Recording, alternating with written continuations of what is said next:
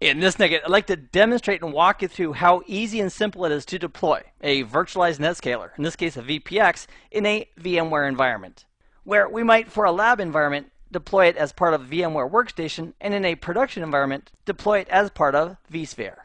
Let's begin. One of the challenges we face is that we absolutely want to have our NetScaler installed before we have any hopes of being able to configure it and use it. So as far as the installation goes, if we're installing the VPX, we have several options. So we could deploy this in a Citrix virtualized environment or Microsoft or VMware. And at the moment, here in my lab, I have a whole bunch of virtualization set up for VMware. So in this nugget, I'm going to demo and walk you through step by step.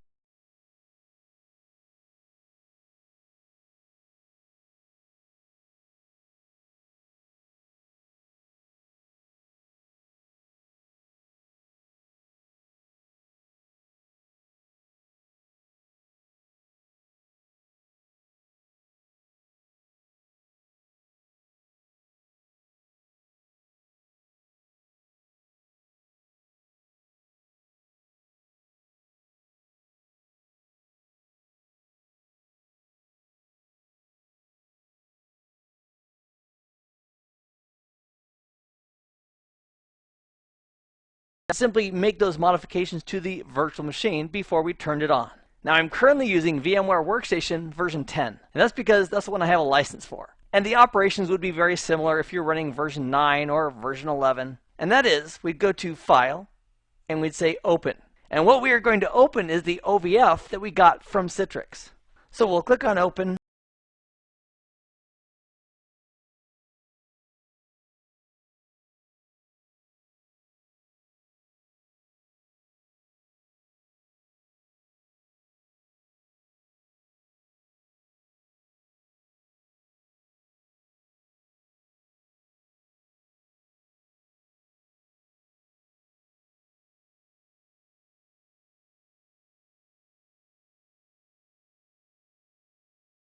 So I'm going to browse for a location that has some additional space. So on my Y drive, which is a 1 terabyte solid state drive, I've got some space there. So I'm going to go to the VM folder, and I'm going to make a new folder there. And I'm just going to call it VPX-demo. Click on OK. And if those look good, I'll simply click on Import. Now, I don't want you to blink because you might miss it. And the install is done. This virtual machine is ready to turn on. So before we turn it on, if we wanted to modify any of the properties of this virtual machine, we'd right-click on it. From the drop-down, we'd select Settings. And from here, we could add additional interfaces if we wanted to, or change the number of processors or memory. Or we could accept these defaults and click on OK. And then this virtual machine would be ready to turn on. And that's how we would deploy this virtual machine if we're using VMware Workstation as its home. Now, if we have a vSphere environment currently set up, we could also deploy our NetScaler VPX in that environment as well. And from a VMware perspective, in a corporate environment, we're more likely to put our VPX inside of vSphere as opposed to in VMware Workstation, where in VMware Workstation, it's more like a lab environment for practicing and testing. And for a real deployment, if we were really going to use it, and we had a vSphere environment ready to go, we would be putting that VPX inside of our vSphere environment. So to do that, we're going to log in to the vSphere web client. And after logging in, we can go ahead and click on VMs and templates. That's one way to get where we want to go here in vCenter. And here I created a folder inside of vCenter called Citrix VPX VMs. And I've got 2 VPXs already sitting there. And the way we can create those is simply to deploy from that same OVF, the same OVF that we used inside of VMware Workstation. And to do that, we could right-click on our data center. From the drop-down, we'd select Deploy OVF Template, which is another fancy way of saying deploy from an OVF. We would specify where that file is. And currently, the OVF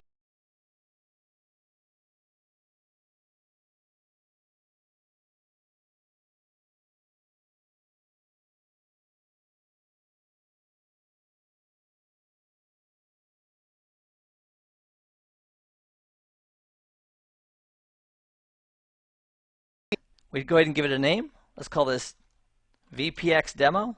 And let's go ahead and put it inside of our Citrix VPX VMs folder just for organizational purposes.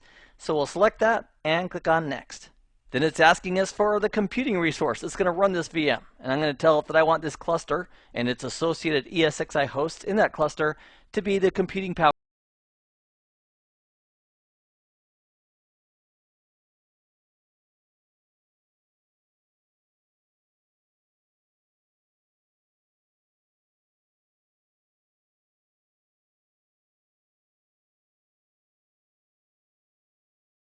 location to store the hard disk and configuration files for that virtual machine.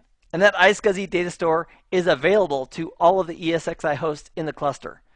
So if the ESXi hosts need to pass on responsibility for this VM back and forth, they can do that with vMotion because we have a centralized data store that's being used at all.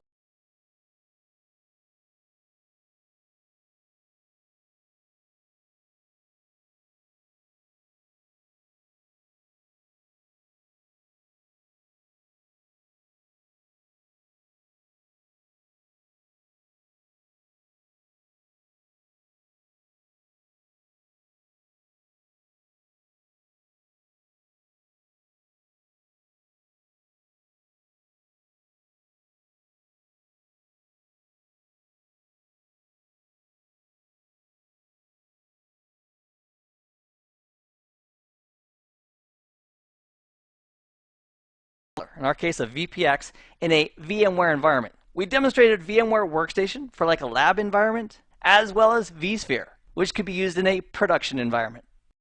I am glad that you joined me for this nugget. I hope this has been informative for you, and I'd like to thank you for viewing.